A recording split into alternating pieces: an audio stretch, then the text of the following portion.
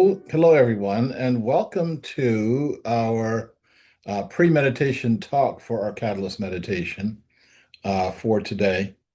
And today, the theme is something that got suggested by my presentation at Evergreen College on Tuesday, where the professor who invited me there, Mukti Chana, um, Uh, when she introduced me, she said, Sharif is someone who's playing the long game. And when she said that, my first reaction was, hmm. And then the second reaction was, hmm. And then it's like, oh, yeah, that's exactly what I'm doing. I'm playing the long game. And then when I finished, it's like, okay, what did that actually mean? And other than sounding cool, does that have any relevance to our lives? And so I wanted to explore that a little bit with us. Well, because I think that those of us who are attracted to what Commonway is doing are not looking for quick results, are not looking for um, you know, uh, support House Bill 2511 to allow us to jaywalk on the streets, or acting out of frustration without a goal, or any of the other things that we could be doing in our society, um, that is less than our um, our full goals, our full objectives. Um, I realized that over the course of the last, and to show how long this game is, I keep saying 40 years, but it's probably longer than that. Um, I've used different kinds of metaphors for how we are approaching what we're doing. I realize that the metaphor that you choose determines how you're going to play the game. It determines how you win. And it also determines the kind of person you're going to be at the end of the game. And this is a lot of that is people don't think about that. Like, what is this? What is the way that you are working? How does that affect who you choose to be? How you choose to show up in the world? Okay. Um, are you a fundamentally different person in front of the cameras than you are when the cameras go off? If you are, then that affects who you think you are and how you think you can be. So when we look at people who are in the public's eye, um, and then something like the Epstein files comes out, and you start seeing that their behavior in private is the polar opposite of their behavior in public.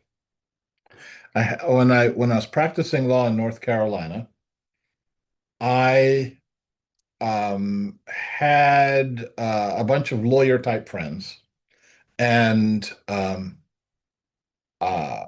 one of them was a superior court judge. And as a superior court judge, this is for the really serious. There's um, the lower courts are for the lesser crimes, and the really big ones, a lot of money involved, or a lot of but dead bodies involved, are for the superior court. And he had a responsibility to put a lot of drug dealers behind bars. Um, Turned out that he was a drug user, using the same drugs that he was putting people in prison for, he was using and got caught using. And so this is what I mean when your public life does not um, uh, jive with your with what goes on when the cameras go off, when you take your robes off, when you go home and you do something completely different. Um, from time to time, Commonway has used a number of and still uses a number of metaphors for the work that we're doing. The most prevalent one is the transformation of the caterpillar to the butterfly. And every step in that process of the individual caterpillar, the little insect that crawls along the ground and eats your garden, um, turning into an individual butterfly of the being with the wings and looks nothing like a caterpillar. Um, that is what it will be happening in our society. Our we have been living in caterpillar nests, meaning we've been trying to eat the entire earth, um, and then we transform into something else. And that something else is what our job is, that we get to envision what something else looks like in our society. Another another metaphor that I've used, and I've used less over time, but I realize it's still pretty potent, is the rabbits on Rabbit Island. And as this is going to be recorded for people who have never heard it, I'm going to go through it really briefly. Um, it's not called Rabbit Island, it's called Kerguelen Island, and it's in the middle of the Indian Ocean. But you'll find out why I called it Rabbit Island in a minute. Back in the 1700s, when Captain Cook was circumnavigating the globe, he wound up on Kerguelen Island and thought it would be a good spot to uh, for folks who are going from Africa to Asia to stop, and so for them to have some fresh meat to eat, he left a couple of rabbits on the island. Um, Island's about the size of Connecticut and covered with grass. Um, so leaves the rabbits on the island, goes away. Somebody else comes to that island 2 years later, and they find not one rabbit, and they find not one blade of grass. That the rabbits followed their story. And by story, it's what I mean is how you act in the world, what you choose to do in the world. And so the rabbit's story was three parts: maximum food, maximum sex, watch out for predators. A rabbit cannot fight their predators. The only thing they can do is outgrow them. They can grow faster than they can be eaten, and that's how rabbits survive. So they get released onto an island with no predators. So what do? They do the three steps of their story: maximum food, maximum sex. They experience what's called overshoot and dieback. They shot completely past the carrying capacity of the island, and all of them died. Now we can see that happening in our own world right now. Um, we can see the richest people on the planet, their main occupation is getting more money. Now, it makes you think that people like that are insane. Why does Elon Musk want to go from being a multi-billionaire to a trillionaire? What's the motivation? And that's not the question. The question is, what's his story? And just like the rabbits on Rabbit Island, they couldn't see that their story was going to kill them. He and the other people like him can't see. They don't have a long game. They have a series of quarters that they're playing. And the idea of having an overview, a long game, is completely meaningless to them. They just know that they have to make more money than they did last quarter. And that's going to kill them. It's going to kill the entire planet, but so much for the long game. So the third metaphor that we are working with is the metaphor of the birthing process. I keep saying we are pregnant and we are going to have a baby. And that baby is called a new nation, the nation of Gaia. And if you've ever had a baby, you know that it is a messy process. We all talk about how beautiful it is, and it really is. I mean, watching my daughter, well, participating with my daughter being born, my first daughter being born was, um, I'd say the singular high point of my life. But it didn't stop it from being a messy, yucky process. There is yelling, there's screaming, there's leaking, there's all sorts of stuff going on. And then a baby pops out and it makes everything that happened before make sense. Now, um, I know when I've talked to mothers or I've talked to people who have helped mothers have babies that um, when I say it's a messy process, everybody says, yeah, it's a messy process. Um, and I also say, would you give that up?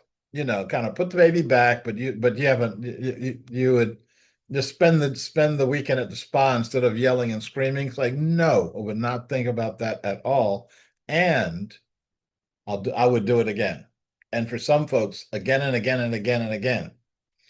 Um, J.S. Bach, the composer, his wife was in labor 22 times and had 11 babies, most of them named Johann. They ran out of names. And they keep going. And so everything that we're seeing right now in our society is the prelude to having a baby. Just like we are, when the baby comes out, we forget all the yucky stuff and we focus our attention on that baby. Within the next couple of years, when the nation of Gaia takes form, we'll forget all of the nonsense that we're going through to get there. The thing that we'll focus on are all of the positives of this baby. That is the long game. That is actually focusing on the baby that you can see is called the end game. The key is keeping your focus when you can't see anything except a whole bunch of pain. The key is getting our focus, keeping our focus, being knowing, not with very little evidence, knowing what's going to happen next. Now, we've done this with regard to our own individual experience of having babies,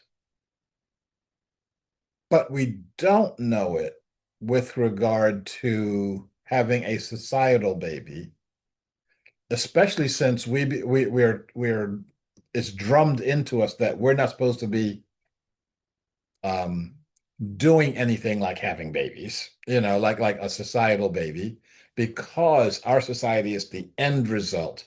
America's number one. We dominate the entire world. There's nowhere else for us to go except up. And that kind of thinking traps us. That kind of thinking limits us from actually looking at what the possibilities are. So there's people around the world who are demonstrating and fighting for democracy. Well, guess what? There's something better than democracy. We can come with better than democracy. So why don't we do that as opposed to um, this limited notion of what we should be doing? Um, so when you're playing the game, how are you playing it? How you determine what game you're playing and how you're playing it determines what kind of a person you are in the world. Um, Somebody was just telling me about a situation that happened. I think most of us are aware of the Buddhist monks that went on the 2,000-mile journey across a good portion of the United States just for peace. They didn't have an agenda, get rid of the president or support the president or anything. It's like what we're walking for peace. Um, and along the way, someone stopped them, a person who thought of themselves as Christian, and challenge them that, if you don't believe in Jesus Christ, you're going to hell and, you're all, I love you, but you're all bad people and you're all going to go to hell, which is an interesting contradiction. And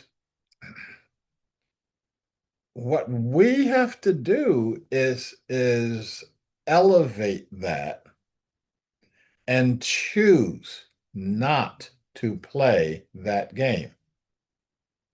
So, my dear friend and now departed friend, Joanna Macy, wrote a bunch of books. And one of the books that she wrote was World as Lover, World as Self.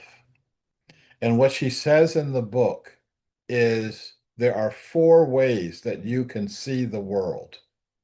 And how you see the world in each of these ways determine how you live in it. So the four ways are um, love as, the world as hell, the world as battlefield, the world as lover, the world as self. If you think that the world is hell, you try to withdraw from it. You think that everything in the world is evil. I don't want to be part of this. I'm not here. Okay. And that's how you act in the world. Like everything that you see and everything you encounter is bad and evil. Um, the world as battlefield is one of the most prevalent forms of how to see the world. That's the long game that you take. And in world as battlefield, the good guys are on this side, the bad guys are on that side, and we're gonna fight them. And we're gonna fight to the point that we will win. We will defeat them. We will kill them. And there is a large tortured part of our world, of the world of Christianity, where folks believed that and waged war in the name of Jesus, um, waged war in the name of peace, and the repercussions of that are still reverberating around 1,000 years later. The idea of world as lover is the world is beautiful, is abundant, is fruitful, um, and is loving, lovable, and you can interact with the world in that way. And the example, as I just said, was like the Buddhist monks who all along the way they engaged people, but they didn't like bogged down in getting if someone didn't greet them the right way or anything like that. um, they were receiving flowers from people, and then they were giving the flowers away to other people. It's like, hey, this is, why, this is the gift that can keep on giving. And then finally, Joanna said that the way that you can react to the world is the world is you. The world is me. Now, how do I treat myself? How do I treat the other? How I do that determines how I'm seeing the world. And for lots of people, um, they try to treat the world a good place because they try to treat themselves in a good place, and they want others to see them in that good place. And so world itself becomes the ultimate form of love, both inward and outward. So the idea behind our long game is that we are seeing the world as inclusive, as expansive, as including everyone, every being, all beings, including your other, including the one who through their own delusion thinks of themselves as opposing you. Now, I did, and when I did the talk at Evergreen College, I one of the people who made a statement was a young man in his 20s, I think, white, um, and former combat medic. And I told him we had something in common, that my youngest daughter was a combat medic in Afghanistan. I said, y'all may have known each other. And he talked about being really angry, and that he, for a while, was a member of a white nationalist group, and kind of drank all the Kool-Aid, so that he was against this one, against that one, against the immigrants, etc. And then he realized that he's being lied to, and that was his phraseology. And so he let go of all of that. But one of the things he said was really, I thought, insightful. He said, I let go of all that, of all the mistaken teachings. But he says, I'm still angry. I'm as angry as I was when I was in the white nationalists.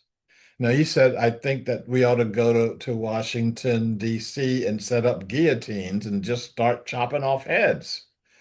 And I'm like, okay, that's pretty angry. Um, but there's something else that you can be doing. You need a better metaphor. You need to play a longer game because as the French learned in the French Revolution, you can keep chopping heads for the longest time, and there will be more heads for you to chop. You may have to get a new guillotine. So, so our long games, our longest long game, is creating a world that works for all living beings. Once we say that is our game, then that will determine how we play it.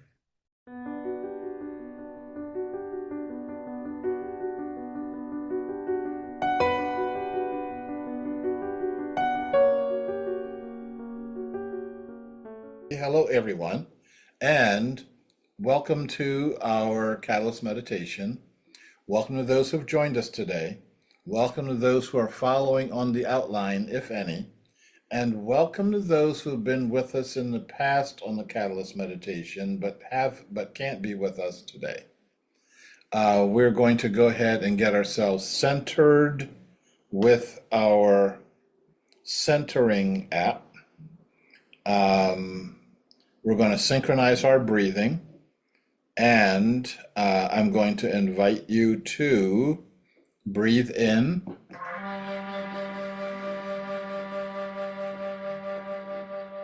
Breathe out.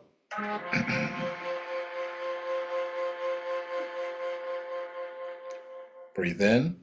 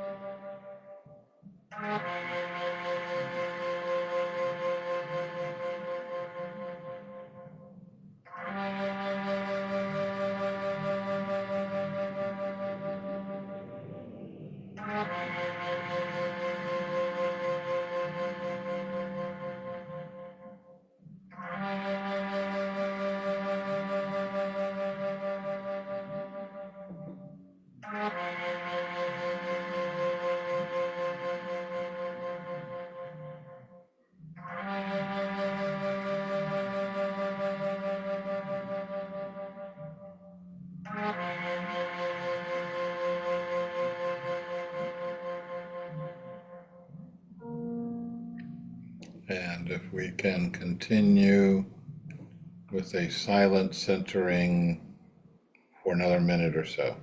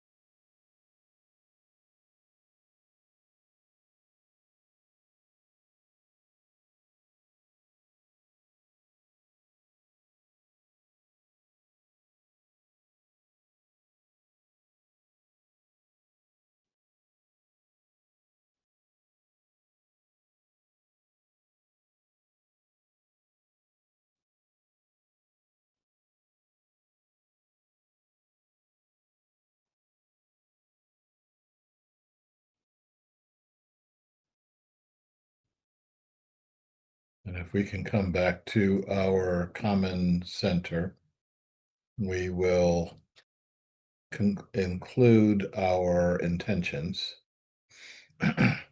As the imaginal cells within the chrysalis come together to form the butterfly out of the disintegrated caterpillar cells, we come together to form a gateway for the meta-consciousness of the mind of Gaia.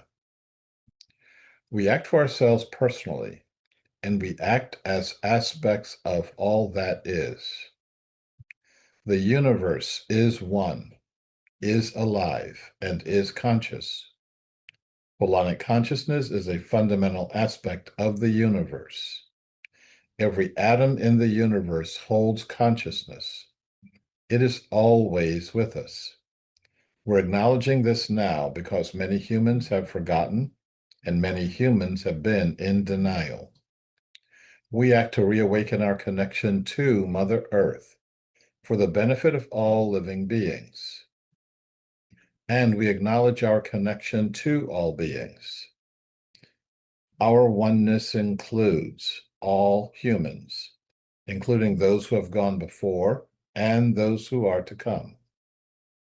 We are one with all beings who thrive on and in the air.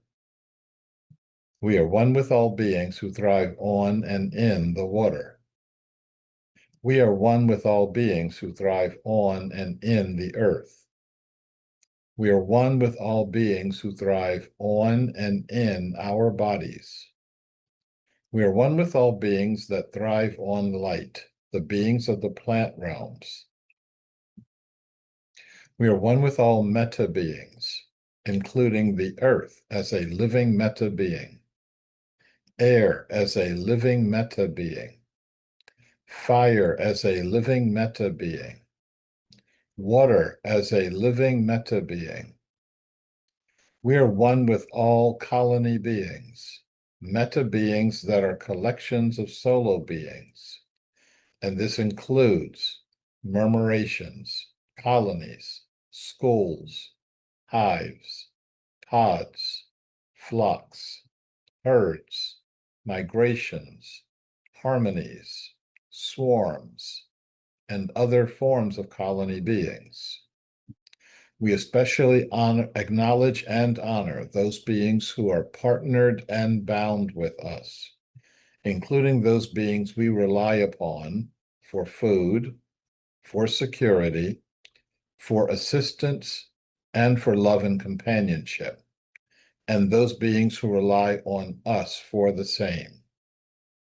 And we acknowledge all other forms of consciousness, known and unknown to us. Having acknowledged all beings, we blend all of our energies. May all who are part of Mother Earth be connected to and in perfect health, harmony, and balance with each other and with Gaia for the common good. We are in perfect physical health, harmony, and balance. We are in perfect emotional health, harmony, and balance. We are in perfect relational health, harmony, and balance. We are in perfect mental health, harmony, and balance. We are in perfect spiritual health, harmony, and balance. We are in perfect holonic health, harmony, and balance. We are in perfect spatial and temporal health, harmony, and balance. We are in the perfect place, at the perfect time, in the perfect conditions, and with the perfect beings. We set and we energize our declarations. We declare that the universe is one, is alive, and is conscious. We declare that holonic consciousness is a fundamental aspect of the universe. We declare that the earth and all earth beings are one. Together we form a meta-consciousness. We declare that all humans are one. one family, one species, one destiny. Separations are illusory. We awaken human consciousness from all illusions of separation. We declare that humans are colony beings. We deepen and expand our human murmurations, our human harmonies. We declare that Mother Earth is the ultimate governing principle, the way that humans govern their behavior on this planet, replacing all other forms of human governance. This is the way our behavior aligns with the will of the earth.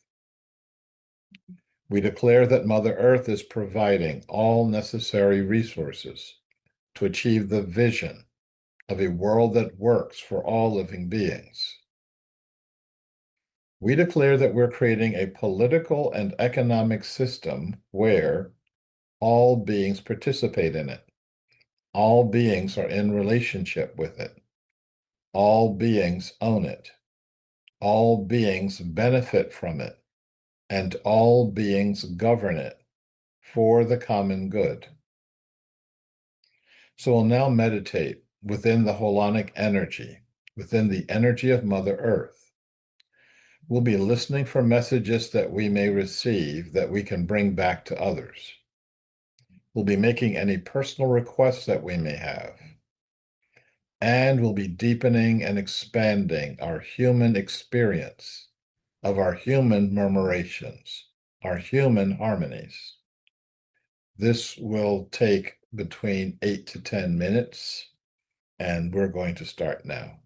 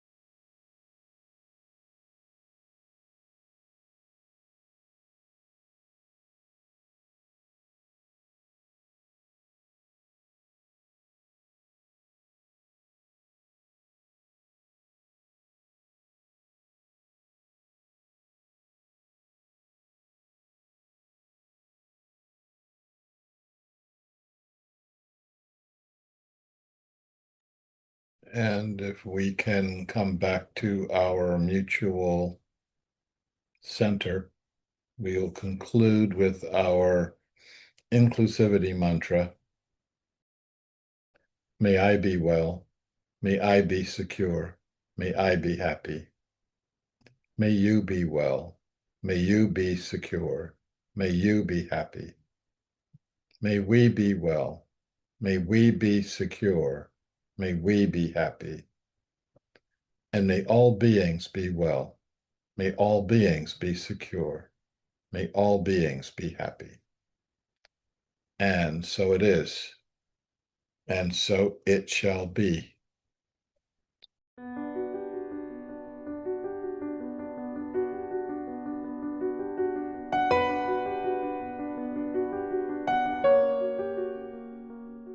I had an experience yesterday afternoon with a massive crow gathering. And lots of things happened. I won't bore you with the details, but found it very difficult to take pictures. I don't think I'm supposed to be taking pictures of it. And it was clear they were massing to do something, and they were doing a lot of calling back and forth among the trees. And then they got really, really quiet. The entire area. I mean, and Lloyd Center is a busy area, lots of people coming, lots of people going, etc. And the whole thing just got really quiet. And I was thinking, something's about to happen here. And as I was saying that, um, I was waiting for them to take off and kind of do this massive formation. And I noticed that there were more and more and more birds flying directly over my head. I mean, like the sky got dark. And I realized that, oh, this is it. And nobody said anything. It wasn't like, okay, let's go. And they were flying relatively low, and I had my camera up, and I pushed the button, and I was getting them as they were going over, and then I looked after half a minute and realized I got none of it. The button, either I didn't push the button or the button unpushed itself, but it was just kind of like, okay, I saw it, so. Um, Um, but I did not have to go out into the middle of the desert or into the forest, or it's just like right over my head. Um, and the number of people who were passing me, looking at me like, what's he doing? And it's like, uh, yeah, uh, you've got like maybe, 100,000 beings over your head right now, or maybe more, and not seeing it. But that's the way it goes. Yeah. I appreciated your talk this morning. And I know that we're on the brink of change. I mean, like big changes. But, you know, I think that the structure is in place already. I don't eschew democracy. I think it has value and it's a good template for what's coming. It has never been implemented correctly, you might say, because selfish interests get in the way. But as far as the structure goes, if the people in the cogs are centered on good for all, it could be a really good system. No, I don't disagree with you. Um, I think that the missing ingredient in democracy is holonic consciousness. Mm. I think that once we get ourselves tuned in and tuned up, we will be able to make decisions in a very, very smooth way. Um, Once we recognize that one ant can't tell another ant what to do, we will all be moving in our own ways to achieve the same goals, and that will be very cool. Well, as long as no ants are, impinging on other ants, then there has to be a structure in place to, like T cells that gets rid of that unruly ant. Yeah. Uh, I saw something, and Ernestine, I'll get to you in a 1 second here. Um, Saw something in a recent video where what bees do when a bee in the hive dies, it releases a scent, and that scent tells all the other bees that are around it, pick it up, carry it to the edge of the hive, throw it where it's going to be used for compost to refeed the hive. So nothing gets wasted. Um, but if there's a bee that just happens to release this scent and it's still alive, well, the bees around it will pick it up, carry it to the edge, and throw it out. And the bee is live and kicking and said, "We don't care. You triggered us, and so you're out of here." And so we need to be able to do that, but we also need to be able to discern who's still with us and kicking and who's not. And we will do that.